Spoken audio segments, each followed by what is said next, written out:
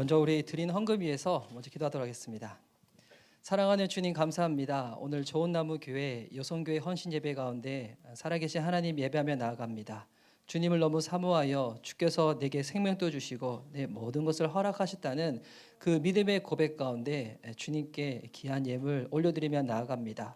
드리고 더 드리고 싶은데 마음 정성껏 담아서 드린 귀한 예물 주님께서 아름답게 흠령하여 주시옵시고 또한 그 손길들을 주님께서 축복하셔서 평생에 하나님을 예배하고 주님을 알리는 손길들 될 수 있도록 축복하여 주시옵소서.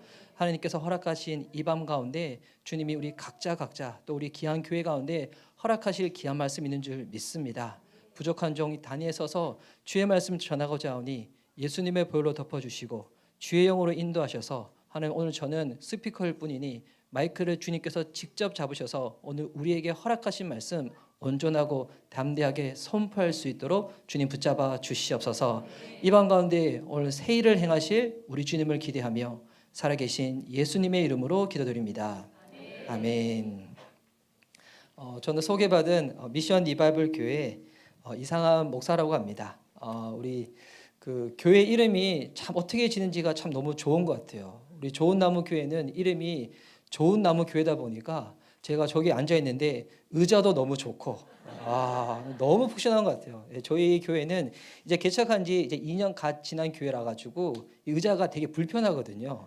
성도님들이 앉아 있으면 좀이 쑤 수 있는 그런 게 있는데 의자도 좋고 분위기도 좋고 저기 앉아 있는데 제가 제 설교인 줄 깜빡 잊었어요. 오늘 어느 분이 말씀 전하시지 막 이런 마음을 했는데 알고 봤더니 제가 설교네요. 오늘 이 밤 또 특별히 또 우리 여성교회 헌신 예배라고 들었는데 저에게 목사님 소개해 주시다시피 저는 이렇게 우리 목사님 교제하고 계시는 형제 외에 그 최근에 제가 이렇게 함께하게 돼가지고 저는 또 정현현 목사님은 원래 전에 딱 한 번 뵙고 인사를 드렸어요. 그리고 지나가다가 이렇게 한 2번, 3번 정도 이렇게 뵙고 그래서 저 오늘 초대해 주셔가지고 말씀을 나눠달라고 이렇게 부탁을 하셔가지고 제가 이렇게 좋은 나무 교회가 제가 어떤 교회인지 잘 몰라가지고 그 홈페이지를 딱 찾아봤었거든요. 그리고 이제 정현현 목사님 설교를 몇 편을 들어봤어요. 들으면서 제가 어떤 생각이 들었냐면 굳이 내가 올 필요가 없는데 이미 우리 좋은 나무 교회 성도님들은 훌륭하신 목사님을 통해 가지고 이게 그냥 뭐 육적인 차원, 혼적인 차원의 말씀이 아니라 정말 이 영적인 차원의 말씀을 듣고 또 제가 듣기로는 여기 계신 성도님들이 이미 훈련이 잘 되어 계셔가지고 주일날에도 이 설교 말씀을 풍성히 듣고 기도를 20분 이상 해도 그 누구도 도망가지 않는 교회. 그런 교회에서 우리 성도님들이 계시는데 굳이 이 부족한 종이 와서 말씀을 전해야 되나? 그래서 제가 오늘 오기 전에 진짜 하나님께 물어봤어요. 하나님, 제가 굳이 안 가도 될 것 같은데 왜 굳이 저를 이렇게 부르셨나요? 했더니 주님이 저한테 개인적으로 주신 감동이 오늘 제가 예배드리기 전에 목사님이 저한테 맛있는 음식도 또 사주시고 또한 이렇게 교회에 어떻게 주님께서 세우셨는지 간증을 들으면서 제 마음 가운데 더 도전되고 사모되기도 했었는데 그 성경을 읽다 보면 구약 성경에 하나님이 말씀하시는 언약들이 많이 있거든요. 그 언약 보면 뭐 아브라함 언약, 모세 언약, 뭐 다윗의 언약 있고 또 그 언약을 그때의 또 특징적인 것을 잡아가지고 뭐 횃불 언약, 무지개 언약, 뭐 광야 언약 뭐 이렇게 말하는데 이 언약들이 알고 보면 내용들이 다 비슷비슷해요. 결국 뭐냐면 하나님 온전히 바라보고 주의 말씀 잘 듣고 그 말씀 순종해야 돼. 그러면 네가 잘 되고 네 후손을 통하여 주님이 복 주실 거야. 이게 결국 대부분의 언약인데 근데 구약에 나와 있는 언약 중에서 특별히 좀 독특한 언약이 있어요. 그 예레미야 31장에 보면 이 하나님이 예레미야 선지자를 통하여 새 언약을 주시거든요. 근데 새 언약은 뭐냐면 내용은 거의 비등비등한데 아무리 하나님이 이스라엘 백성들 가운데 말씀을 하시더라도 이들이 그냥 귀로만 듣고 다 흘려버리는 거예요. 마음으로 새기지 않는 거예요. 영혼에 새기지 않는 거예요. 그러다 보니까 하나님이 무엇을 딱 결정하셨냐면 이제 새 언약을 줄 건데 이 새 언약은 너의 마음판에 내가 직접 새겨줄 거야. 이게 특징이거든요. 그래서 성령님께서 우리 마음판에 들어오셔서 주의 말씀을 기억나게 하시고 마음에 새기시고 그 말씀대로 살아낼 수 있도록 순종케 하는 힘을 주시겠다고. 제가 오기 전에 딱 이렇게 주님께 물어보니 주님이 저한테 그런 감동을 주셨어요. 왜 그런 감동을 주셨을까? 이미 여러분들은 정현현 목사님을 통하여 충분히 주님의 풍성꼴을 드셨어요. 예, 제가 하늘 아래 새 것이 없다고 제가 나누는 말씀이 뭐 특별한 게 있겠습니까? 똑같이 동일한 말씀이지만 오늘 어떤 말씀인가? 이미 여러분의 마음판에 새겨져 있는 그 말씀을 다시금 주님이 확인하기 원하시는 것 같아요. 그리고 혹여나 그 말씀이 아직 새겨지지 못하신 분들이 있다면 오늘 성령의 도우심을 받아서 마음판에 새겨지는 시간이 됐으면 좋겠습니다. 오늘 우리 여성교회 헌신 예배다 보니 제가 이제 좀 주제로 잡은 게 헌신에 대한 말씀을 딱 잡았는데 목사님께서 목사님 여쭈어봤어요. 제가 이제 설교를 몇 분 정도 하면 될까요? 했더니 자유롭게 하시라고. 예. 단 뒤에 이어서 기도 인도만 이렇게 해달라고. 와, 제가 이렇게 많이 다니는 편은 아니지만 전 이렇게 말씀하시는 데는 거의 적었었거든요. 예. 제가 주일날 저도 설교가 짧은 편이 아니어서 한 50분 남짓 설교를 하는데 그럼 저희 교회 성도님 중에서 맨 앞자리에 계신 성도님이 시계를 계속 보세요. 예. 왜 시계를 보실까요? 예. 목사님 설교가 너무 은혜스러우니까 더 길게 해주세요. 이걸까요? 그러면 좋겠는데 목사님 도대체 언제까지 하시려고 그러시나 이 신을 주는 거잖아요. 근데 오늘 목사님께서 마음껏 주님께서 주시는 대로 하라고. 이야, 제가 예전에는 설교를 짧게 한 자는 복이 있나니 또 초청을 받을 것이며 이렇게 알고 있었는데 야, 그게 틀렸구나. 오늘 제대로 알았습니다. 오늘 주님께서 주시는 대로 편하게 나눌 건데 그렇다고 해서 여러분 제가 미천이 되게 이렇게 얕은 사람이거든요. 뭐 그렇게 많거나 길지는 않아요. 하지만 딱 주께서 주시는 마음, 주시는 말씀 오늘 마음판에 새겨갈 수 있는 다시금 우리 안에 헌신케 하시는 주님의 은혜가 무엇인지 오늘 알아갈 수 있는 귀한 시간 되었으면 좋겠습니다. 오늘 우리 성경 한 구절을 딱 읽었었죠. 이 사무엘하 23장 1절 말씀인데 제가 이 말씀을 다시 한번 읽어드릴게요. 자, 사무엘하 23장 1절. 이는 다윗의 마지막 말이라. 이새의 아들 다윗이 말함이여 높이 세워진 자 야곱의 하나님께로부터 기름 부음 받은 자 이스라엘의 노래 잘하는 자가 말하노라. 자, 이 사무엘하 23장에는 다윗이 평생에 지었던 이 수많은 찬송시, 시편들이 있는데 그 중에서 마지막에 남겨진 찬송시 이 시편이에요. 그러면서 다윗이 스스로 자기에 대해서 뭐라고 소개하고 있냐면 나는 높이 세워진 자, 야곱의 하나님께로부터 기름 부음 받은 자, 이스라엘의 노래 잘하는 자 스스로 이렇게 이야기하고 있는 거예요. 저도 어디 가면 늘 제 소개를 하거든요. 제가 헤어스타일이 이러다 보니까 제가 목회자라고 얘기 안 하면 자꾸 사람들이 오해해요. 뭐 디자인하세요, 뭐 글 쓰세요, 막 그리고 제가 예전에 사역했던 교회에서 연예인들이 좀 있었거든요. 그러다 보니 그거 같이 다니면 매니저세요, 뭐 실장님이세요라고 하는데 여러분 믿으시기 바랍니다. 저는 교회 목회자입니다.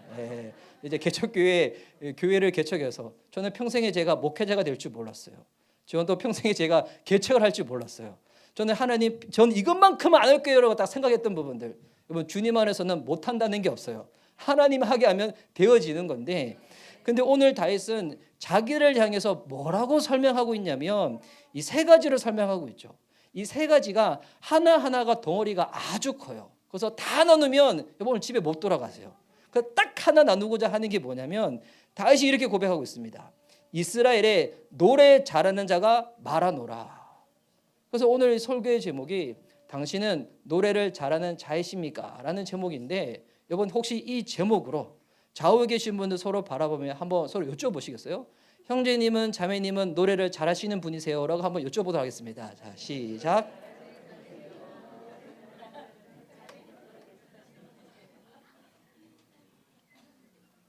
자, 여러분 뭐 대답들 하셨나요? 여러분 이게 도대체 무슨 의미일까요?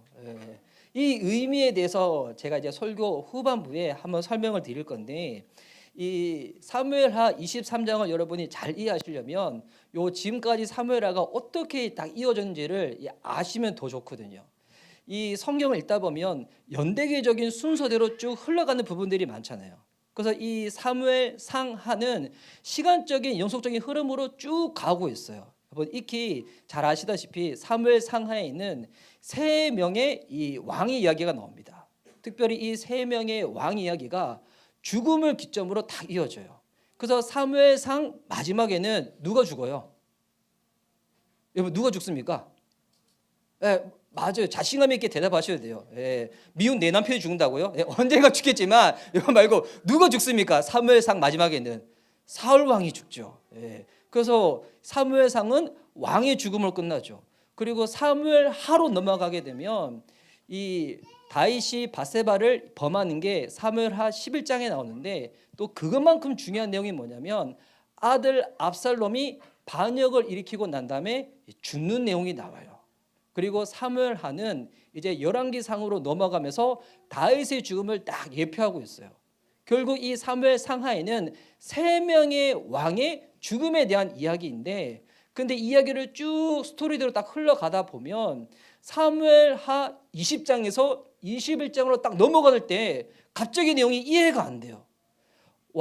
다윗 왕이 압살롬의 반역에 의해 가지고 쫓겨나고 난 다음에 이제 다시금 왕의 자리로 회복되어져서 예루살렘으로 귀환을 딱 하는데 그러면 이제 어떻게 그가 귀환해서 살았는가 이 내용이 쭉 나와야 되는데 갑자기 사무엘하 21장에서 뭐가 나오냐면 3년 동안의 이스라엘의 기근이 나와요. 왜 이게 나오는가 딱 싶었는데 이 사무엘하 21장에서 24장까지는 이게 중간에 들어가 있는 부록과도 같은 거예요. 이제 다윗은 곧 죽게 되어질 것인데 다윗이 죽더라도 중요한 것은 사무엘 상하의 주제는 다윗의 왕국을 하나님이 어떻게 세워가시는가, 다윗의 집을 하나님이 어떻게 세워가시는가, 이게 주제거든요. 다윗이 용기가 있다, 용맹스럽다, 싸움을 잘한다, 이게 주제가 아니라 하나님이 주인 되셔서 하나님이 이 나라를 어떻게 세워가시는가, 이게 주제인데 다윗은 죽다고 할지라도 다윗의 이 왕국의 중요한 가치들이 무엇인지 이것을 설명하기 위해서 열왕기상으로 넘어가기 전에 부록처럼 딱 삽입되어 있는 게 사무엘하 21장에서 24장까지의 내용이에요. 여기 보면 기근에 대한 이야기가 나오고 다시금 블레셋과의 전쟁의 이야기가 나오고 그리고 마지막에 다윗이 인구를 계수한 내용이 나오는데 근데 이 좀 독특한 점이 뭐냐면 요 안에 다윗의 찬송시가 2개가 들어가요. 그 하나가 사무엘하 22장이고 다른 하나가 사무엘하 23장 1절에서 7절까지 내용이 나와 있거든요. 그러니까 다윗이 이 살아생전에 하나님을 향하여 수많은 찬송, 시, 고백을 쫙 올렸는데 그중에서 이 2개를 딱 가지고 온 거예요. 그러니까 이 2개의 시편을 통해서 하나님이 특별히 다윗의 왕국에 무엇이 중요한지 그 핵심을 말하고자 하는 거예요. 이 사무엘하 22장에 보면 이 다윗이 쭉 하나님을 향하여 숱한 고백을 합니다. 이 고백을 쭉 하는데 여러분 다윗의 인생을 딱 보면 우리는 흔히 다윗에 대해 가지고 그 좋은 이야기만 듣다 보니까 용맹스러운 부분들만 잘 알고 있지만 여러분 성경을 곰곰이 읽어보세요. 다윗을 볼 때마다 여러분 가슴이 따뜻해질 거예요. 다윗이나 나나 별반 다를 게 없구나. 예. 다윗이 얼마나 잘 넓어지고 병덕도 많고 이게 본인이 성령 충만할 때는 모든 걸 다 기도해요. 당연한 거 뻔한 것도 기도하거든요. 그런데 다윗이 성령 충만하지 못할 때 영적으로 이렇게 막 흐릿해졌을 때는 정말 그때만큼은 기도해야 되는데 기도를 안 해요. 사람 쫓아다니고 힘 쫓아다니고 주변 쫓아다니고 막 이러거든요. 그러니까 다윗이나 우리나 별반 다를 게 없는 거예요. 그래서 이 다윗이 시편이 아니라 사무엘하 22장을 통하여 그의 인생을 통틀어서 고백 딱 한 문장을 남깁니다. 이게 마치 뭐와 같냐면 우리 이제 SNS 이제 카카오톡 보면 프로필에 여러분이 딱 이렇게 앞에 문구 같은 거 남기시잖아요. 안 남기시는 분도 있으시지만 저는 카카오톡 제 이제 프로필 문구가 뭐냐면 그분을 알아가는 여정. 저는 이렇게 남겨놨거든요. 예, 그러니까 보니까 제가 믿음이라는 게 하나님을 알아가는 이 여행길이구나. 그렇게 이거는 실패도 없고 성공도 없고 주님 만나는 그날까지 계속 주님을 알아가야 되는구나. 주님을 안 만큼 하나님을 사랑할 수가 있구나. 이거를 깨닫게 됐는데 근데 다윗을 통하여 다윗이 고백하는 자기 인생의 딱 핵심 한 문장으로 딱 줄이면 이게 뭐냐면 하나님은 나를 구원하시는 분이라는 거예요. 이 다윗의 인생의 마지막 고백이에요. 하나님은 나를 구원하시는 분. 인생이 엄청난 것 같았는데 뭐 수많은 것 하면서 높은 자리에 올라가고 왕이 되고 화려해지고 명성을 얻고 이게 인생의 궁극적인 목표인 것 같았는데 막상 살아보니 그거 다 헛거라는 거예요. 그게 중요한 게 아니라 살아보니까 아무것도 남지 않더라. 어떤 사람은 명예를 쫓아서, 어떤 사람은 남자를 쫓아서, 어떤 사람은 인기를 쫓아서 쭉 다니지만 여러분 결국 돌아온 건 뭡니까?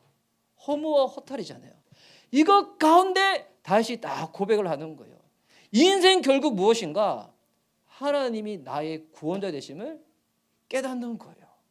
여러분 이 진리를 발견하지 못하면 인생에 결국 남는 게 아무것도 없다는 거예요. 제가 이제 개인적으로 영화를 좋아하는데 제가 좋아하는 이 영화 중에 보이후드라는 영화가 있어요. 제가 좋아하는 영화는 여러분이 보시면 대부분 재미가 없습니다. 제가 원래 고등학교 때 꿈이 영화 감독이었거든요. 그러다 보니까 제가 좋아하는 영화들을 추천을 하면 목사님 어떻게 이런 걸 뭐 추천해요 이래요. 근데 그 보이후드라는 영화는 제작 기간이 12년 걸린 영화였어요. 그러니까 이 배우들이 1년 찍고 그다음 찍고 그다음 찍고 12년 동안 찍었는데 12년 동안 찍고 난 다음에 그 주인공의 마지막 고백이 뭔지 알아요? 인생 열심히 살면 그 끝에 무언가 있을 줄 알았대요. 근데 열심히 살아봤는데 아무것도 없더라. 와, 그 영화를 제가 예전에 비행기를 타다 어디 가다가 그 비행기에서 봤는데 중간에 아멘이 터질 뻔했어요. 야, 기독교 영화 아니에요? 네. 여러분 인생 열심히 살아도 아무것도 남지 않는다는 거예요. 여러분 결국 인생은 뭐를 발견하는 것인가? 이 진리예요. 하나님이 나의 구원자 되신다고. 여러분 이게 왜 중요하냐면 이 진리를 경험하지 못하면 여기에 도달하지 못하면 이것으로 인해 가지고 우리가 구원의 감격, 기쁨, 감사, 충만, 능력, 영광 이 모든 것들을 경험하게 됐는데 여기서부터 뭐가 딱 나온지 알아요? 계산하는 헌신이 나오는 거예요. 하나님이 나의 구원자 되신다는 여러분 이 진리를 나의 전 인격적으로 전 존재적으로 내가 경험하지 않고서 여러분 그 안에서부터 헌신이 안 나오는 거예요. 그런데 주님이 나의 구원자 되시는구나. 내가 죄 가운데 있었고 원수가 나를 둘러싸고 있고 주변에 온 모든 것을 둘러봐도 다 적들이고 사방이 원수들이 나를 에워쌌는데 근데 그 속에서 하나님이 나를 건져내셨다. 살려내셨다. 구원해내셨다. 여러분 이것을 경험하고 깨닫는 순간에 뭐가 나오는가? 하나님을 향한 계산하지 않는 헌신이 나온다는 겁니다. 제가 이제 섬기는 저희 교회에서 지난주에 나눴던 내용인데 이제 앞으로도 저희 교회에서 그걸 좀 쭉 나누려고 하는데 제가 이제 저희 교회 성도님들 보고 우리 대한민국에 있는 그리스도인들 보니까 이게 열심히 주님을 위하여 섬기고 사역하고 봉사하는데 간혹 이렇게 헷갈리는 부분이 있어요. 뭘 헷갈리냐면 복음과 복음의 결과물을 혼돈을 하시는 거예요. 여러분 복음을 통하여 복음의 결과물이 나아지지만 복음의 결과물은 복음이 아니거든요. 여러분 제가 지금 아주 수준 있는 얘기하시는데 우리 좋은 나무 교회 성도님들이 고개를 끄덕이고 계십니다. 이야 이거 아무나 이게 잘 이해 못하는 내용인데 이야 자 다시 한번 제가 나눌 건데 여러분 고개를 끄덕이시면 수준 높아지시는 겁니다. 여러분 대한민국 성도님들이 헷갈리는 게 복음이 있고 복음을 통하여 복음의 결과물들이 나오는데 근데 성도님들이 복음의 결과물이 복음이라고 오해들을 하시는 거예요. 수준 높은 교회 와서 제가 말씀을 잘하고 있습니다. 예. 복음의 결과물이 뭘까요? 주님을 위해서 뭐 섬기고 구제하고 전도하고 선교하고 그리고 우리가 신앙생활 할 때 뭐 새벽 예배도 드리고 큐티도 하고 성경도 읽고 여러 가지 봉사를 많이 한 거. 여러분 이거 얼마나 좋은 겁니까? 얼마나 이게 여러분이 훌륭한 겁니까? 근데 중요한 거는 이것 자체가 복음은 아니라는 거예요. 복음과 복음의 결과물은 따로 떼어놓을 수는 없지만 근데 이것이 혼돈돼서는 안 된다는 것입니다. 이게 무슨 말이냐면 하나님이 나를 건져내셨다는 이 구원의 충만한 기쁨과 감격 속에서 겸손한 모습도 나오고 하나님을 향한 헌신도 나오는 것인데 간혹 충성 헌신 이것 자체를 너무 강조하다 보니까 나중에는 이렇게 되지 않으면 마음의 짐과 부담감이 꽉 오는 거예요. 저도 사역을 하면서 성도님들이 워낙 이렇게 주님을 잘 안 섬기다 보니 어떨 때는 막 앙탈을 부리면서 왜 충성하지 않으시냐고, 왜 헌신 않으시냐고 막 이렇게 심하게 외치면 성도님들이 막 도전받으듯이 막 눈물 흘리면서 기도를 하세요. 그러면 제가 이제 다 오해를 하는 거죠. 이야, 은혜 제대로 받았구나. 이제 저 성도님은 한평생 주님을 떠나지 않고 열심히 섬기겠구나 싶었는데 딱 보니 유통기간이 길어도 한 달을 안 가더군요. 예.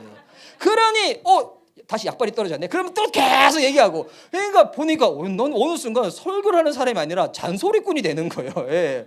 여러분 목사님을 잔소리꾼 만드시지 마시기 바랍니다. 이게 우리가 충성을 강조하고 헌신을 강조해야 되겠지만 충성을 이야기하는 데서 충성이 나오는 것도 아니고 헌신을 강조한다고 해서 헌신하는 것도 아니더군요. 왜냐하면 충성과 헌신은 바로 하나님이 나를 건져내셨다, 죄 가운데서 나를 살리셨다, 그 충만한 그 감격과 기쁨 가운데 나오는 열매가 뭐냐면 감사이고 헌신이고 충성인 줄 믿습니다. 네. 이번 그래서 충성과 헌신 우리 여러분 뭐 신앙생활 해봤었잖아요. 예, 뭐 이게 우리가 뭐 장사 하루 이틀 하는 것도 아니고, 예, 내가 노력하고 애쓴다고 그게 됐었나요? 간혹은 노력하고 애써서 되는 충성과 헌신은 있어요. 근데 그 앞에는 이런 수식어가 붙어야 돼요. 그거는 인스턴트 충성과 헌신이에요. 인스턴트 충성과 헌신의 특징이 뭐냐면, 인스턴트 드셔보신 분들 아실 거예요. 뭐 배가 고파서 먹기는 먹지만 맛있습니까? 배고파서 먹지 맛이 없잖아요. 인스턴트 충성과 헌신을 하게 되면 신앙생활이 어떻게 되냐면 재미가 없어요. 기쁨이 사라지고요, 지루하고 부담스럽고 마지못하고 억지를 부리면서 하게 되는 거예요. 주님이 우리를 그렇게 부려먹으시고자 우리들한테 충성과 헌신을 말씀하시겠습니까? 하나님은 우리를 골탕 먹이시는 분이 아니세요. 하나님이 나를 어떻게 구원해내셨는가, 내가 어떠한 어려움과 고난과 원수 가운데 나를 기억하시고 상상하지도 못하는 방법으로 나를 건져내셨는가, 하나님의 그 복음, 주님의 그 사랑을 여러분 깊이 묵상해 보세요. 깊이 묵상하면 여러분 뭐를 깨닫게 되냐면 나라는 사람은 하나님으로부터 구원받을 자격이 없는 사람이구나. 이 결론 앞에 딱 서게 됩니다. 이 결론 앞에 안 서게 되니까 사람들이 자꾸 우쭐대고 자기 의의로 막 살게 되는 거거든요. 아무리 생각해 봐도 나라는 사람을 주님이 건져낼 만할 그 이유가 아무것도 없는 거예요. 그런데 내가 무엇이간데 주님은 나를 잊지 않으시고 나는 주님을 잊어버리고 살 때도 너무 많았는데 하나님이 나를 잊지 않으시고 나를 기억하시고 나를 그 순간에서 건져내셨구나. 이때 깨닫고 나서 나오는 충성은 인스턴트 충성, 인스턴트 헌신이 아니라는 것입니다. 그때부터 하나님께서 붙잡힌 바 되어서 상상도 못하는 충성과 헌신이 내 안에부터 나오게 돼 있어요.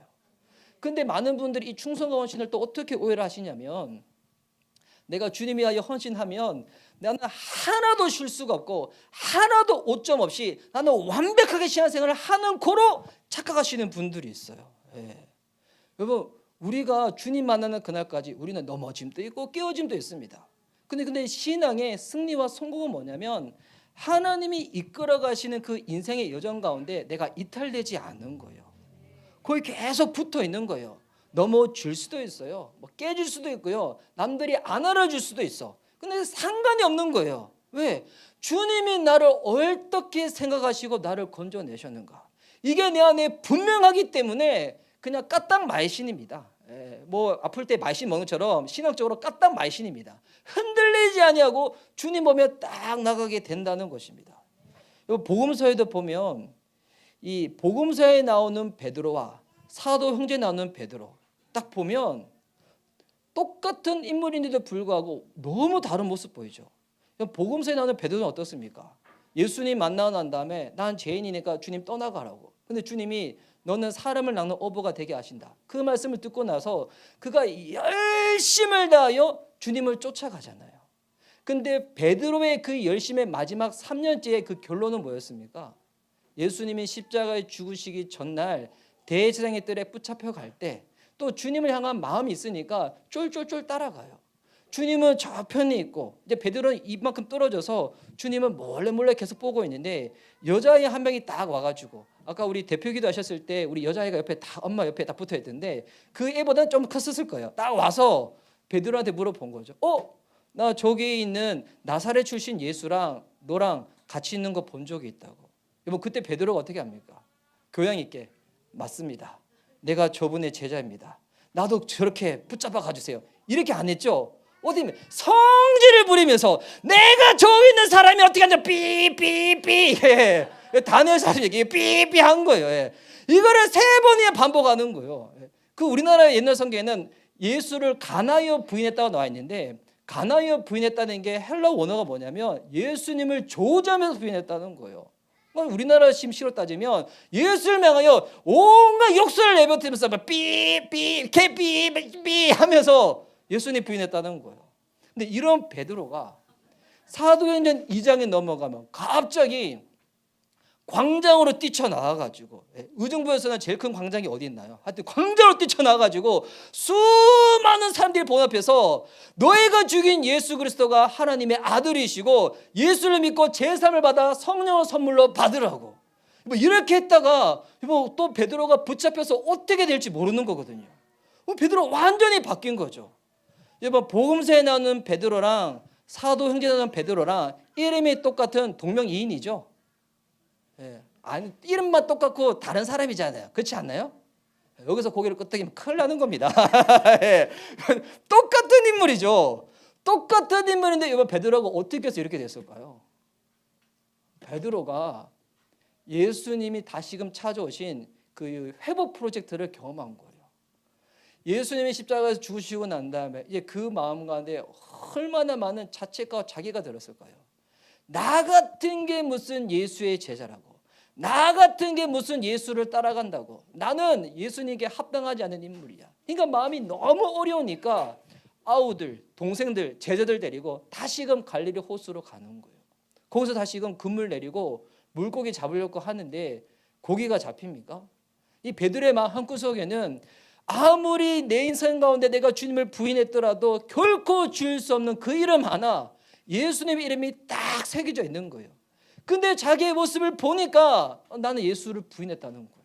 그냥 부인한 정도가 아니라 나 저주를 하면서 부인한 거예요. 나 같은 자가 무슨, 나 같은 게 무슨, 이 마음이 있으니까 일을 하더라도 손이 안 잡히는 거예요. 그러니까 밤새도록 일을 했지만 물고기 하나 잡지를 못했죠. 근데 그때 새벽에 예수님 베드로를 다 찾아오시는 거예요. 이 안개가 짙어 있는 갈릴리 호수다 보니까 예수님은 저기 계시고 베드로는 배에 타고 있는데 누군가 소리를 지른 거예요. 오, 예수님이 오셨다. 이 얘기 듣자마자 뭐 이렇게 몸이 그냥 자동 반사로 확 물속에 들어들죠. 그리고 막 옷을 입은 상태에서 물속에서 딱 나왔는데 예수님 앞에 딱 서니까 다시금 그 안에 있는 자책하는 쫙 올라오는 거예요. 나 같은 게 무슨, 나 같은 게 무슨. 이 마음 때문에 아무 말도 하지 못했을 때 주님 어떻게 하십니까? 떡과 고기를 구우시면서 이거를 딱 먹으라 하면서 베드로가 이걸 딱 먹는데 목 뒤로 안 넘어가는 거예요. 왜? 예수님 죽으시기 전날 제자들과 더불어서 최후의 만찬, 주의 만찬을 하며 이 떡은 내 살이니 먹을 때마다 나를 기념하고 이 포도주는 내 피니 먹을 때마다 나를 기념하라고. 그 물고기와 고기를 먹는데 주님이 매 순간 주님을 기억하라고 했는데 나는 주님 기억하지 못하고 주님 부인했던 자이고 주님 도망갔던 자인데 내가 어떻게. 근데 그때 예수님 뭐라고 하십니까? 이 모든 사람들보다도 네가 나를 사랑하냐고. 그러니까 지금 예수님이 베드로를 회복시키시려고 이 프로젝트를 하시는 거예요. 그래서 3번 묻고 3번 대답하고 난 다음에 이 예수님께서 이제 승천하시잖아요. 이제 그리고 난 다음에 베드로의 마음이 어떤 마음이었을까요? 본인이 3년 동안 열심히 주님을 쫓아다녔지만 내 헌신과 열심의 마지막은 결국 예수님 부인하고 도망갔던 거였다. 이럼에도 불구하고 주님이 나를 찾아오셨다는 거예요. 나를 회복시켜 주셨다는 거예요. 이제 주님이 말씀하시면 내가 지금까지는 이해되어지고 계산되어지고 내가 알면 따랐지만 이제는 주님이 말씀하시면 이제 계산하지 않는 거예요. 내가 이해되든 이해되지 않든 믿어지든 믿어지지 아니하든 내 인생에 분명한 주의 말씀 가운데 내가 제대로 한번 순종해 봐야지. 주변 사람들이 나를 뭐라고 생각하든 주님이 나를 아시고 내가 주님으로부터 이 사랑을 받았는데 내가 이번만큼은 그렇게 해봐야지. 이 마음이 있었을 때 주님 말씀하시는 거예요. 너희가 이 예루살렘 성을 떠나지 말고 아버지가 약속하신 성령으로 세례를 받을 때까지 이 성에 머물러 있으라고. 이번 제자들이 성령의 성자도 알았을까요? 몰랐어요. 모르지만 지금 베드로한테 중요한 건 뭐예요? 본인이 죄악 가운데서 건짐받은 거예요. 도망친 자였는데 예수님께 사랑받은 제자로 주님이 다시금 회복시켜 주신 거예요. 그게 분명하니까 어떻게 하는 겁니까? 마가의 다락방에 다 가가지고 그때 120명의 사람이 딱 가서 기도하기 힘쓰는 거죠. 이때 우리가 먼저 깨닫는 건 뭐겠습니까? 마가는 아마 부자였을 것 같다. 다락방에 120명 들어갔는데 호흡할 수 있는 공간. 와, 그 저희 교회 공간이 되게 작거든요. 작은 연습실 공간이에요.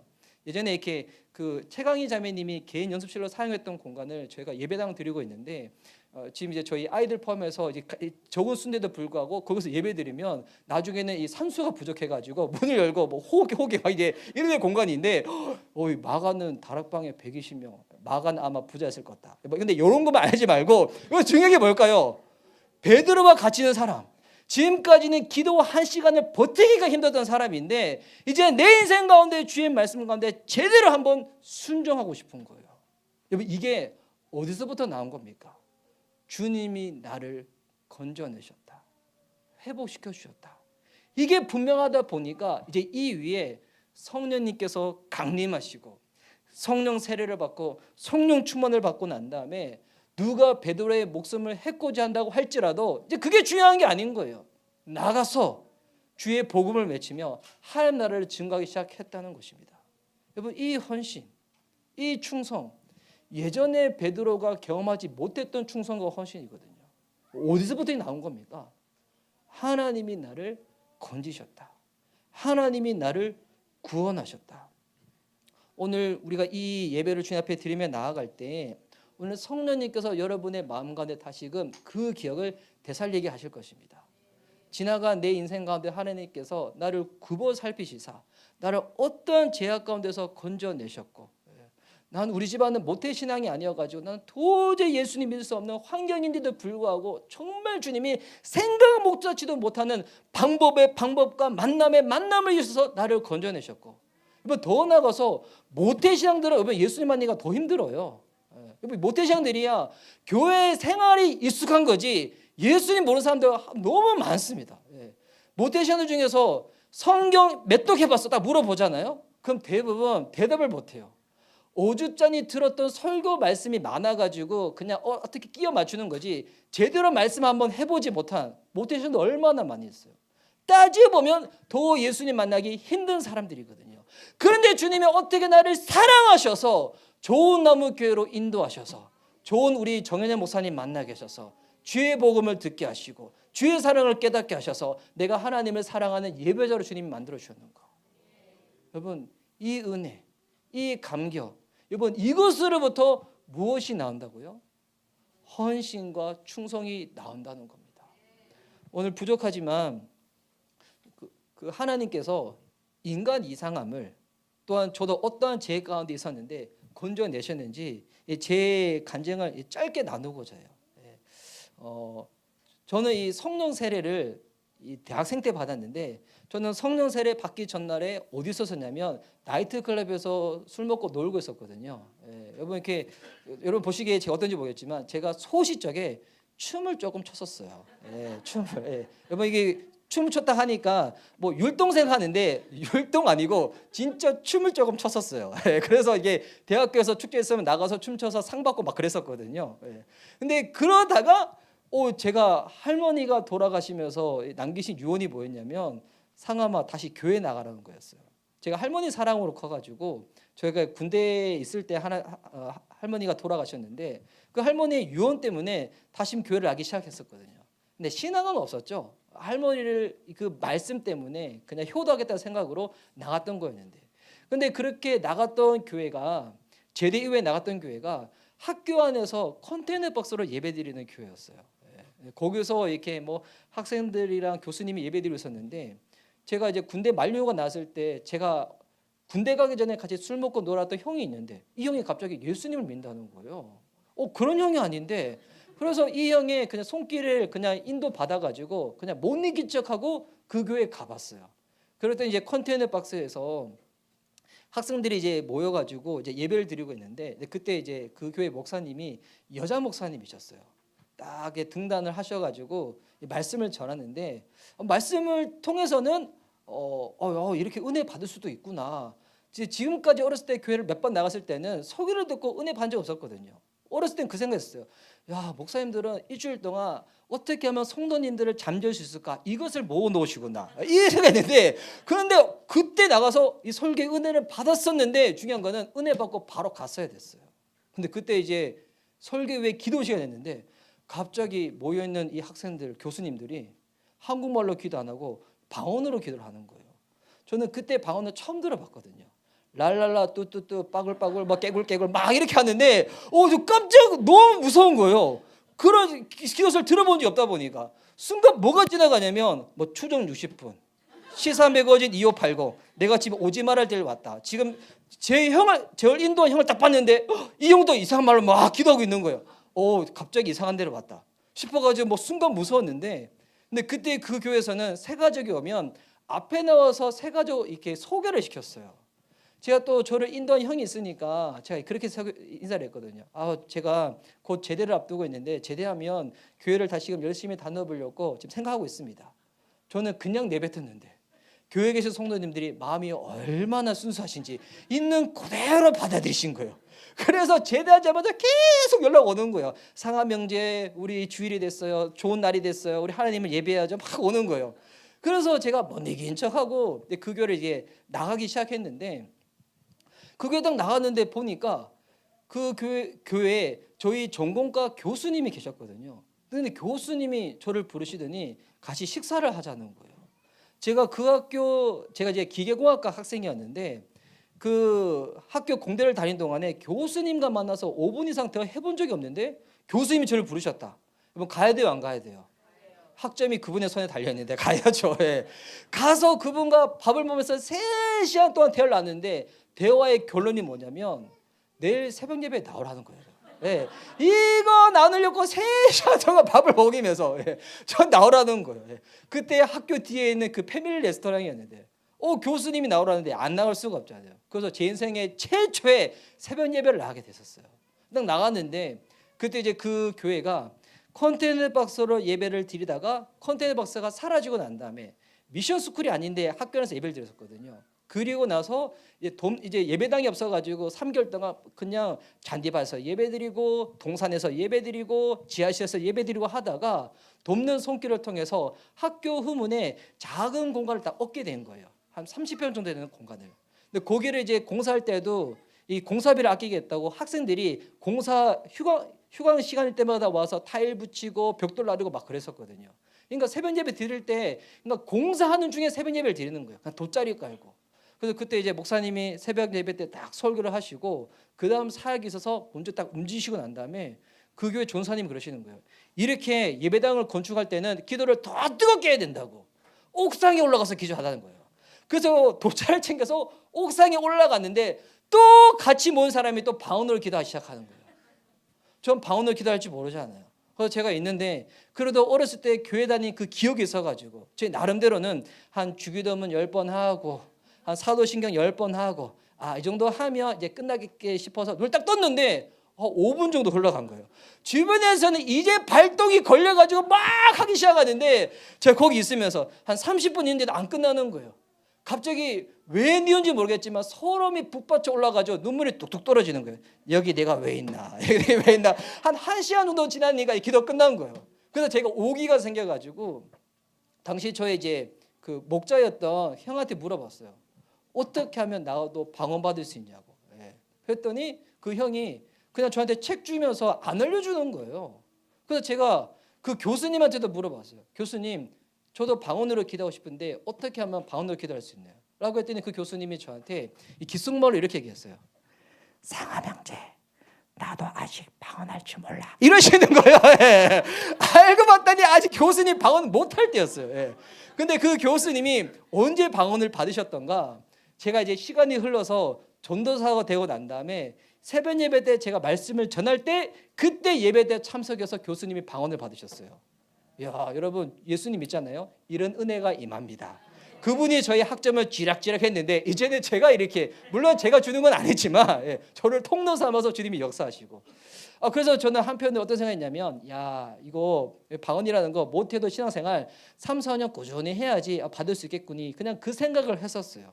근데 그때 이제 그 교회에서 입당 예배를 2002년 7월 21일 날, 제가 다녔던 학교가 건국대학교였거든요. 건국대학교 후문에 딱 입당 예배를 드리고 나서 갑자기 저에게 안 믿는 학교 친구들이 저한테 무슨 얘기를 하냐면, 이제 우리가 복학생이 됐기 때문에 더 나이가 들기 전에 나이트클럽을 한번 가봐야 된다는 거예요. 제가 춤은 좀 췄지만 저는 클럽 같은 데 다닌 타입은 아니었거든요. 저는 혼자서 막 개인 연습하고 축제 나가서 하고 상품 받고 약간 그런 타입이었는데, 근데 가자는 거예요. 그 금요일 날, 오늘 금요일이네요. 금요일 날 제가 주섬주섬 옷을 쳐입고, 여러분 클럽 같은 옷을 입는 것은 그냥 입는 게 아니라 쳐입는 거예요. 쳐입고 제가 택시를 타고 천호동에 있는 나이트클럽에 갔어요.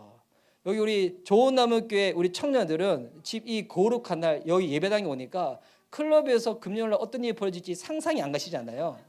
제가 좀 알려드릴게요. 딱 가면 금요일날 가는데 거기서 이렇게 뭐 춤 경연대회가 있는 거예요. 그러니 친구들이 제가 좀 춤을 추니까 너 나가라고 딱 떠밀었어요. 나가서 춤춰서 수상해가지고 받은 부상이 술 안주였어요. 그래가지고 막 술을 먹으면서 주여 이러면 안 되는데요.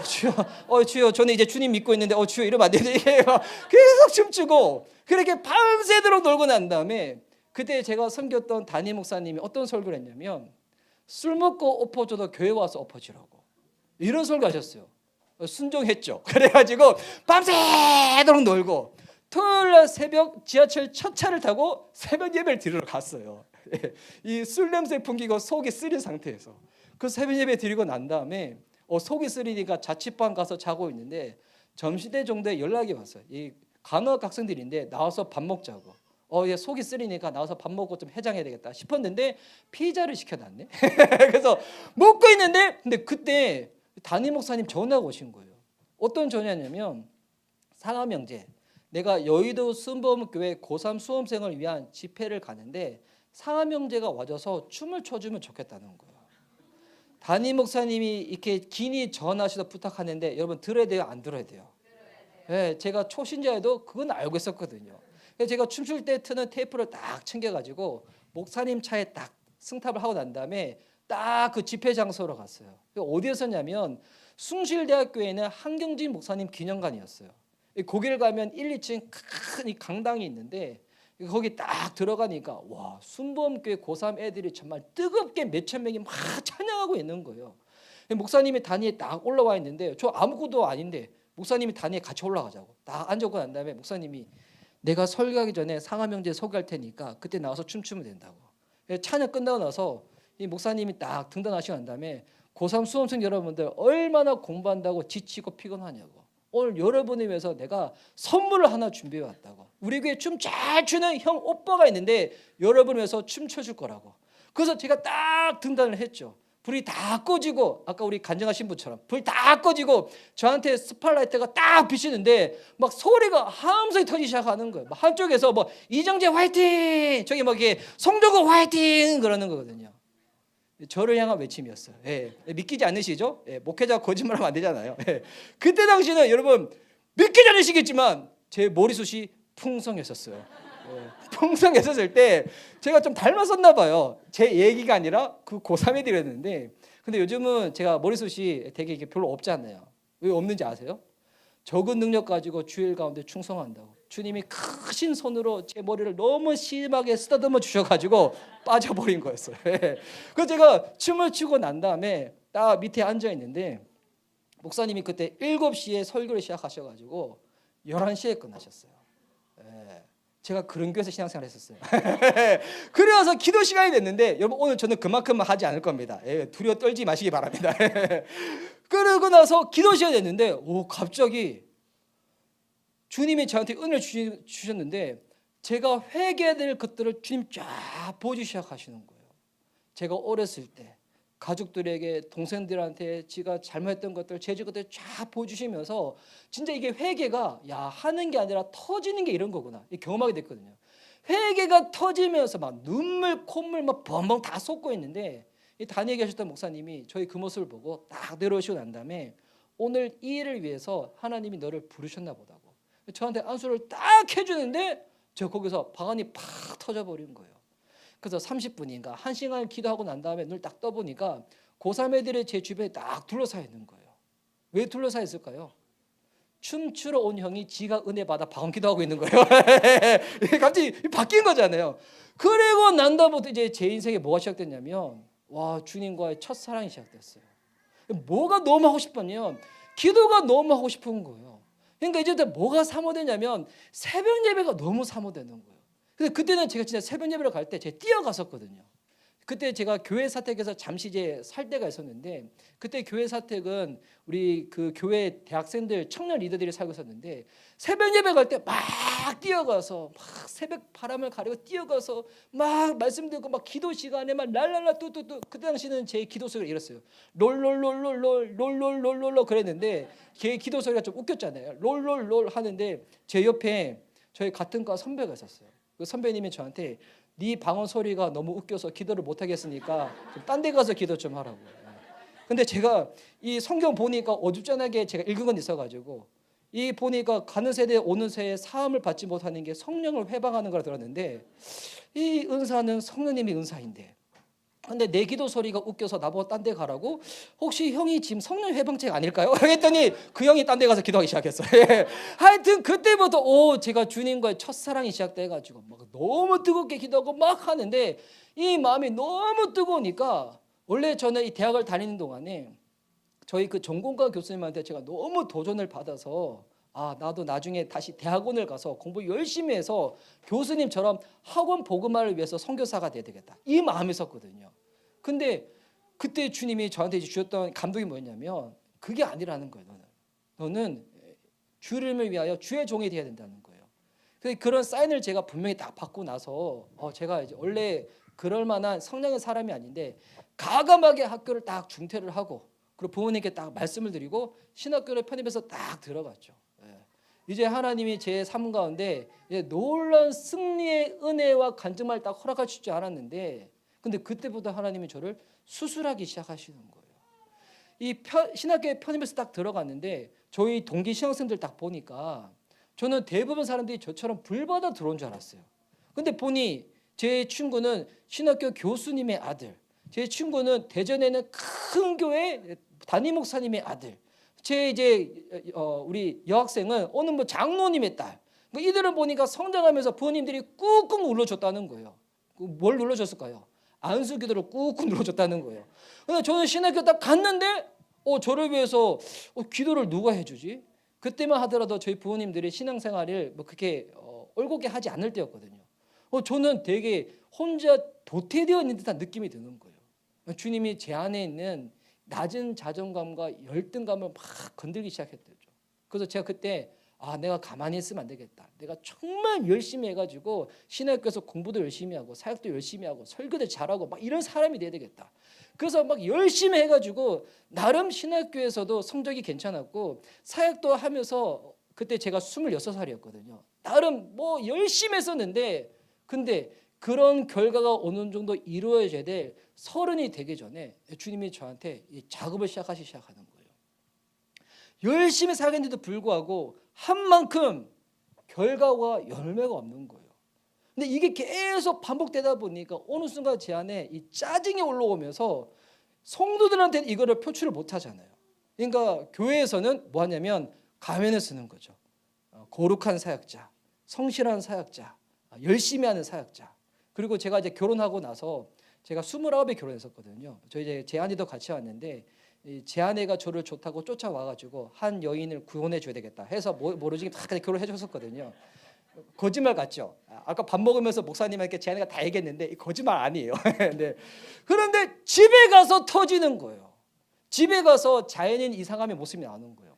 가면 딱 벗고 나가지고 짜증, 신경질, 심지어 더 나가서 욕설, 막 이번 사역자가, 전도사가 아내랑 다투기 시작하고 이 관계가 어려워지기 시작하고. 근데 교회 오면 또 그럴 수 없잖아요. 가면을 딱 쓰고 거룩한 척, 깨끗한 척, 성실한 척, 열심히 하는 척. 집에 가서는 다 가면 벗고 터지기 시작하고 그러면서 뭐 온갖 믿음 없는 말들을 하기 시작하고. 그런 가운데 주님이 확실히 저를 작업하시려고 제가 돈에 약한 걸 아시고 저희 집 재정을 빵원을 만들어 보시는 거예요. 그리고 저희 내외가 그 교회에서 미국에 있는 버클리로 파송을 가게 되었는데, 그런데 그 계획을 쭉 하고 있었는데 그 미국 현지에서 저희 내외가 나이가 너무 어려서 못 받겠다고 한순간 사역적으로도 붕 뜨고 재정도 그렇고 무엇보다도 아내와의 관계에 있어서 나는 싸우는 전도사, 나는 사랑해서 결혼했지만 아내 한 명도 품지 못하는 그런 사람, 그런 그리스도인, 이게 무슨 내가 주의 종이고 내가 이게 무슨 하나님의 사역자라고. 내가 나이가 조금이라도 더 어렸을 때 양 잡아먹는 사꾼이 되지 않기 위해 가지고 내가 예수님을 안 믿는 것을 하지 못하겠지만 사역을 내가 빨리 그만둬야 되겠다, 이 마음으로 제 안에 죄책감과 자괴감이 꽉 차 있었어요. 저는 이렇게 주님 앞에 이제 못 나가는 거예요. 나 같은 게 무슨 이게 터지니까 이제는 아내가 없을 때는 죄 짓기 시작하고 뭐 음란한 거 보면서 죄를 범하기 시작하고, 이게 무슨 사역자인가, 이게 무슨 사역자인가. 스스로 계속 죄 가운데 눌려 있을 때 무릎도 꺾이고 날개도 꺾이고 사역의 마음도 사라지고 기쁨도 사라지고 마지못해 억지로. 그때 당시 제가 노래는 잘 못 부르지만 교회에서 찬양 인도를 할 때 제가 너무 힘들었던 게 뭐냐면, 찬양 가사에 주님 사랑한다는 그런 내용이 너무 많잖아요. 성도들 앞에서는 막 합니다. 막 기쁨으로 막 기쁨이 넘친 척 합니다. 집에 돌아서는 나 같은 게 무슨 주님 사랑한다고. 주님은 나 같은 거 정말 저주하실 거야. 싫어하실 거야. 나는 정말 나는 안 될 거야. 이 마음. 근데 여러분 이때 진짜 놀라운 은혜가 베풀어지기 시작하는데, 저는 이제 주님께 못 나가요. 힘도 없고 면목도 없고. 근데 주님이 찾아오시는 거예요. 이게 여러분 기독교의 위대성이거든요. 세상에는 모든 종교들은 자기가 노력해서 뭐 돌을 땄든지 애를 쓰든지 선을 샀든지 공로를 쌓아서 신에게 도달하려고 하잖아요. 우리 성경의 하나님은 그런 하나님이 아니세요. 우리에게 먼저 찾아오시는 거예요. 주님이 저에게 다시금 찾아오셔서 저에게 다시금 복음을 말씀해 주시고, 그 저한테 그때 하셨던 그 질문이 그였거든요. 상암아, 네가 이들보다도 나를 더 사랑하냐고. 내가 제일 마음에 힘들었던 그 질문. 나 같은 게 무슨 주의 종이고 나 같은 게 무슨 주님을 사랑한다고. 근데 주님이 그거를 또 물어보시는 거예요. 너무 괴롭고 힘든데. 근데 그때 주님이 저한테 알려주신 그림이 하나, 보여주신 그림이 하나가 있어요. 그게 뭐였냐면, 저는 이게 지금 자녀가 3명이 있거든요. 보면 좀 깜짝 놀라시죠. 제가 얘기할 때마다 목사님 총각인 것 같았는데요. 결혼하시고 애도 3명이 있네. 자녀 3명이 있는데 저희 둘째 아들이 지금 초등학교 6학년이에요. 만약 둘째 아들이 저한테 큰 실수를 저지른 거예요. 그러면 아빠로서 어떻게 하겠습니까? 따끔하게 훈계하고 가르치겠죠. 그러면서 앞으로 이 똑같은 실수 반복 안 하면 돼. 괜찮아. 근데 제 아들이 철이 들었다고 그 다음날 되고 난 다음에 아침 딱 일어나 보니까 문 앞에 다 무릎 꿇고 있는 거예요. 아버지, 제가 아무리 생각해봐도 저는 너무 큰 죄를 지었습니다. 어떻게 제가 아버지한테 이렇게 기만한 행동을 할 수 있을까요? 저는 죽여주시옵소서 하는 거예요. 아들 괜찮아. 아빠가 용서했잖아. 그러지 마. 우리 그냥 다시 할 수 있어. 그런데 그 다음 날에 또 아들이 아빠, 아빠를 부르지 못하겠어요. 너는 아빠를 위해서 이제 이렇게 부를게요. 아저씨 이렇게 부를게요. 여러분 그러면 제가 어이구 우리 아들 철들었네. 자 불러봐. 아저씨. 이제 나는 네 아빠 아니야? 알지? 아저씨. 여러분 이렇게 할까요? 아니죠. 우리가 주님을 섬길 때 잘한 모습이 있고 충성하는 모습이 있고 열매 맺는 모습이 있을 때 여러분 그때에도 우리는 하나님의 자녀예요. 당연한 얘기죠. 근데 중요한 거 그러지 못하고 내가 내 모습 가운데 실망하여 넘어지고 깨어지고 막 깊은 동굴에 빠져있는 그때에도 반드시 기억하시기 바랍니다. 더더욱도 저와 여러분은 하나님의 자녀인 줄 믿습니다. 주님이 그것을 저한테 알려주시는 거예요. 그때 제가 주님께 정말 하지 못했던 그 고백을 마음을 담아서 올려드렸죠. 주님, 제가 주님을 사랑한다고. 제 마음 가운데 이것도 지어지고 저것도 지어지고 다 지어진다고 할지라도 제 평생 내 마음에 새겨지는 그 이름 하나 못 지우겠는데 그게 바로 예수 그리스도라고. 이 고백 이후에 이제 주님이 저를 회복시켜 주시는데, 그 이후에 그러면 계속 승리의 간증만 있었나? 뭐 그렇지 않아요. 또 넘어짐이 있고 세워짐이 있고 반복됨이 있었지만 이제는 제 안에 분명한 게 있는 거예요. 하나님이 나의 구원자가 되신다. 내가 피할 바위, 내가 도망칠 산성은 예수님밖에 없다. 이게 분명하게 있으니까 넘어져 있더라도 어떻게 하는 겁니까? 다시 주님께로 가면 되는 거예요. 그러면 뒤에 십자가 이 무늬가 있잖아요. 형상이 있잖아요. 여러분 십자가가 어떤 의미일까요? 우리들한테 짐을 주어주고 부담을 주고 뭐 애를 쓰게 만드는 거, 이게 아니에요. 십자가 무슨 의미인가? 괜찮아, 괜찮아, 다 괜찮아. 네가 어떤 모양이고 어떤 모습이든 나는 충분히 너를 용납할 준비가 돼 있어. 왜? 하나님이 우리 하나 건져내시기 위하여 말도 안 되는 독생자 예수 그리스도를 내어주긴 만큼 우리를 사랑하셨잖아요. 이 복음의 소식이 들려졌잖아요. 이게 안 믿겨졌을 때 그렇지, 여러분 주님 앞에서 내가 어떠한 존재적인 죄인인지를 깨닫게 되어지잖아요.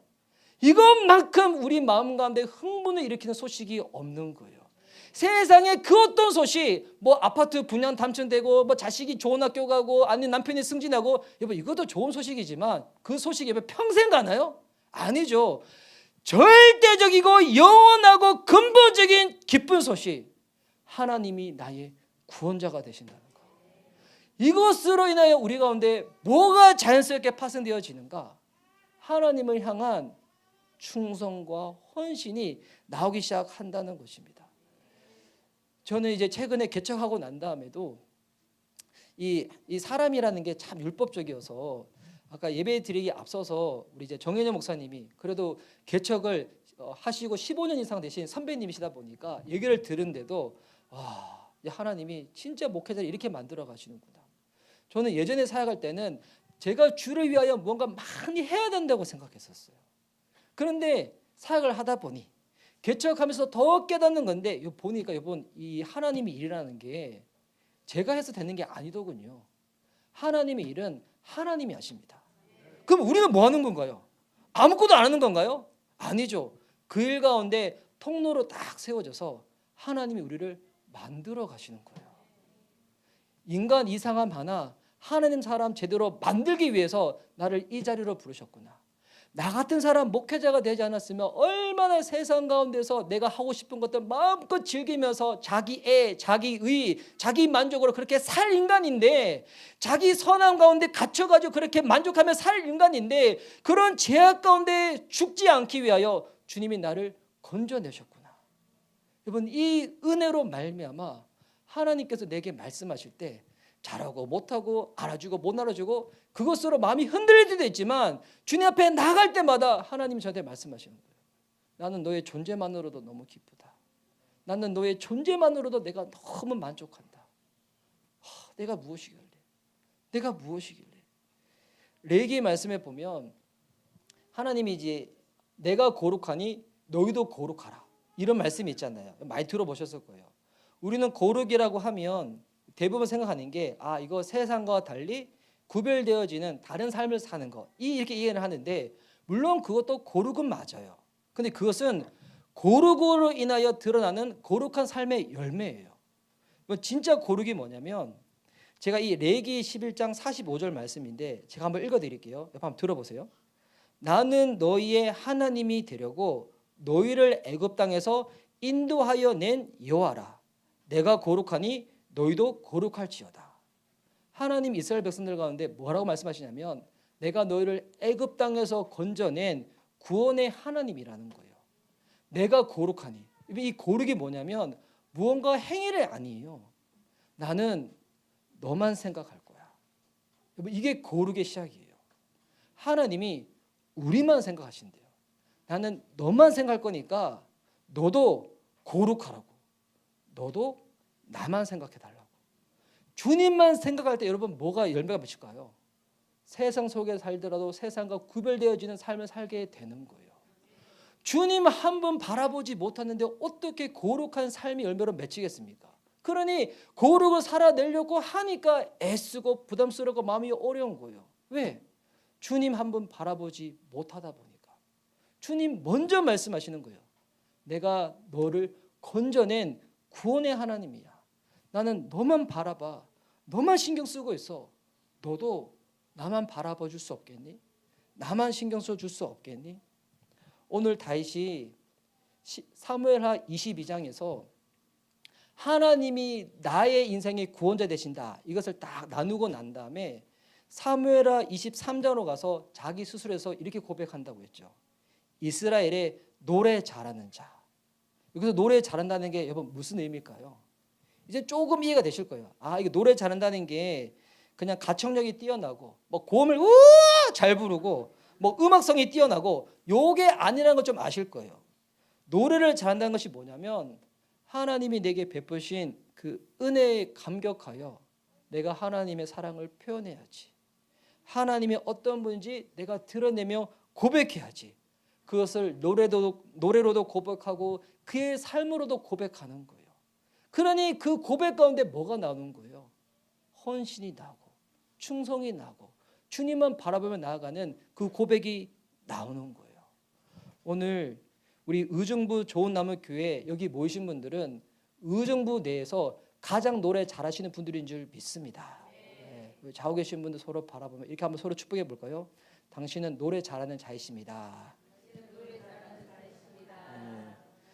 노래 잘한다는 거, 가창력이 뛰어나고 음악성이 뛰어나고 이게 아니라 하나님께 받은 사랑이 너무 감격하여서 내가 어떤 죄악 가운데 구르고 있었는데 주님이 나를 기억하셔서 나를 건져내셨구나, 나를 살리셨구나. 이 하나님을 내가 노래해야지, 드러내야지. 이 하나님께 그 사랑을 내가 표현해내야지. 여러분, 이런 구원의 감격과 감사로 하나님을 찬양하고 주님을 노래하게 되면 그 사람이 속해 있는 공동체가 어떻게 될까요? 그 사람으로 인해서 함께 주님을 알게 되고 예배하게 되는 거예요. 그래서 이 사무엘하 22장 50절과 51절 말씀인데요. 자, 혹시 성경책 있으신 분들은 사무엘하 22장 50절 51절 있으시면 우리 함께 이 구절 읽도록 하는데, 여러분 이 구절이 저와 여러분의 삶을 통하여 우리 의정부 좋은나무교회와 여러분의 가정과 여러분의 속해 있는 그 공동체에 일어나기를 믿음으로 믿고 선포하듯이 한번 읽어보도록 하겠습니다. 50절 51절 함께 읽겠습니다. 시작. 이러므로 여호와여, 내가 모든 민족 중에서 주께 감사하며 주의 이름을 찬양하리이다. 여호와께서 그의 왕에게 큰 구원을 주시며 기름 부음 받은 자에게 인자를 베푸시며 영원하도록 다윗과 그 후손에게로다 하였더라. 아멘. 다윗의 평생의 고백, 하나님이 나의 구원자 되신다. 이 고백 가운데 어떻게 되는 거예요? 다윗 혼자로 끝나는 것이 아니라 50절 말씀 보니까 내가 모든 민족 중에서 주께 감사하며, 이게 무슨 말이냐면 다윗으로 인해서 이스라엘이 하나님을 노래하는 민족이 된다는 거예요. 하나님을 예배하는 민족이 되는 거예요. 이것으로 끝나는 것도 아니고 51절에 보니까 그의 후손들이 하나님을 찬양하게 된다는 것입니다.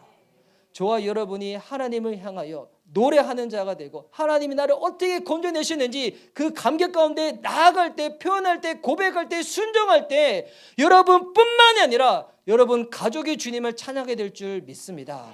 좋은나무교회 그런 성도님들로 말미암아서 의정부가 하나님을 예배하는 그 같은 도시가 될 줄 믿습니다. 이 땅에 있는 그리스도인들 그 같은 삶을 통하여 여러분 우리 민족이 하나님을 예배하는 민족이 되어질 줄 믿습니다.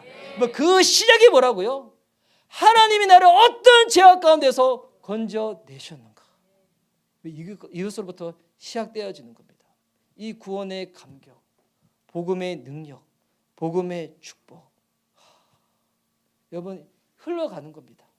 감사와 기쁨과 고백이 흘러가는 겁니다.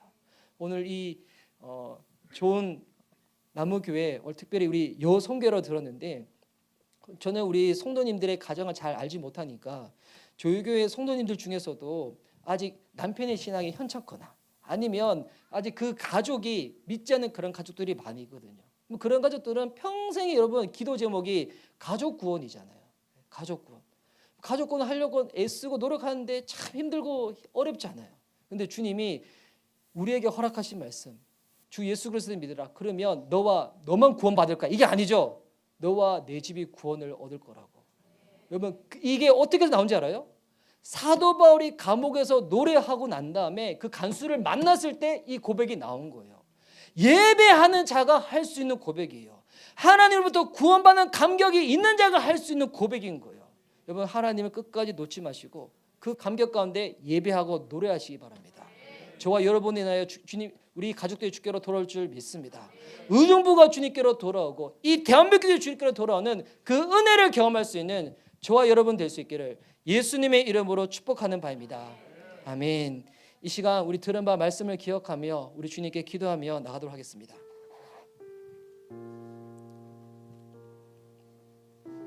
이 시간 우리 주님 앞에 우리 기도하며 나아갈 때 오늘 성령님께서 우리의 마음 가운데 다시금 그 십자가의 은혜, 복음의 은혜를 깨닫게 하실 것입니다. 이번 복음이라는 거, 구원이라는 거, 예수님 처음 믿을 때만 그거 기억하면 되는 거지. 이후에는 다른 거 신경 쓰면 되는 거지. 근데 다윗이 인생의 마지막 고백이 뭐였습니까? 하나님이 나의 구원자가 되신다고. 어떻게 보면 우리들보다도 영적으로 더 깊은 차원에 있는 하나님의 사람이 마지막 인생의 고백이 하나님이 나의 구원자가 되신다고. 여러분 이것으로 인하여서 헌신이, 충성이 흘러나올 줄 믿습니다. 이 시간 우리 들은 바 말씀 여러분 마음 가운데 새기며 오늘 성령님께서 깨닫게 해주실 것입니다. 내가 어떤 자였는데 주님이 어떤 은혜로 나를 건져내셨는가, 내가 어떤 상황과 제약 가운데 내가 누워져 있었는데 주님이 나를 아시고 나를 건져내셨는가.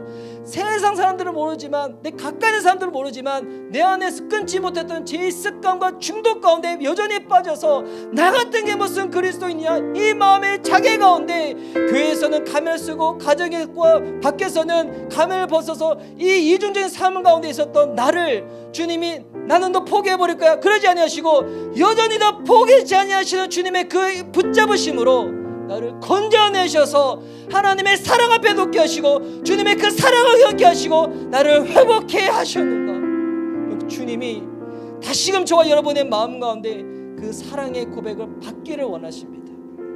그래서 주님을 향한 이 충성과 헌신이 짐이 아니라 내 멍에는 쉽고 가벼우니 내게 와서 배우라고, 나와 함께 예수 그리스도의 그 짐을 지자고.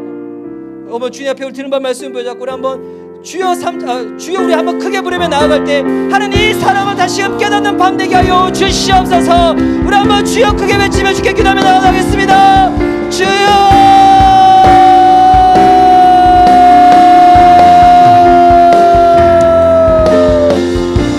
사랑하는 주님, 사랑하는 주님, 이방 가운데 우리 가운데 주님께서 말씀하여 주시옵소서.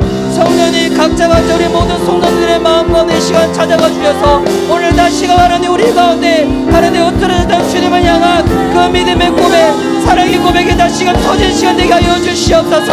하나님 애쓰고 짜내는 그런 고백이 아니라 주변 사람들이 어떻게 나를 바라보지 상관없이 하나님 앞에서 올곧게 나아갈 수 있는 신앙의 정도로 나아갈 수 있도록 주님 하나님이 내게 허락하신 그 사랑, 그 은혜, 그 제사함 나를 건지시고 나를 맑게 지키시고 나를 원수의 공격으로부터 건져내신 그 사랑을 다시금 내게 회복하게 하여 주시옵소서.